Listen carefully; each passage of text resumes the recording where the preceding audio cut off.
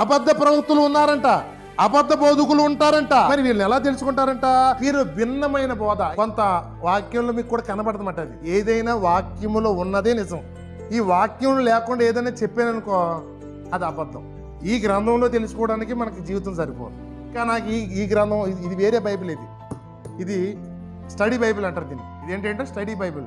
ఈ బైబిల్ చదవడానికి అవుతుంది, ఇంకా స్టడీ బైబిల్ నేను చదవగలను. అర్థమవుతుందా?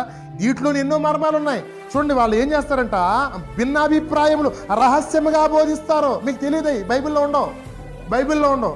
అప్పుడు ఏమవుతుంది? బైబిల్లో లేని చెప్పేస్తున్నారేంటి, చాలా గొప్ప ప్రవక్త. ఇంకోటి తెలుసుకోండి, మీరు ఈ బైబిల్లో కాక పరలోకం నుంచి దేవదూత అయినను ఎవరైనా సరే మరి చెప్పితే వాళ్ళు శాపగ్రస్తులు అని బైబిల్లో రాయబడి, దేవదూత వచ్చేసి చెప్పేసినా కూడా బైబిల్లో లేని బైబిల్లో చదవడానికి ఎవరికి మరి దేవదూతలకు అర్హత లేదండి. వాళ్ళు మోసపోతమే కానీ దీంట్లో ఏముందో చదివే అధికారం కానీ అర్హత కానీ వాళ్ళకి లేదు.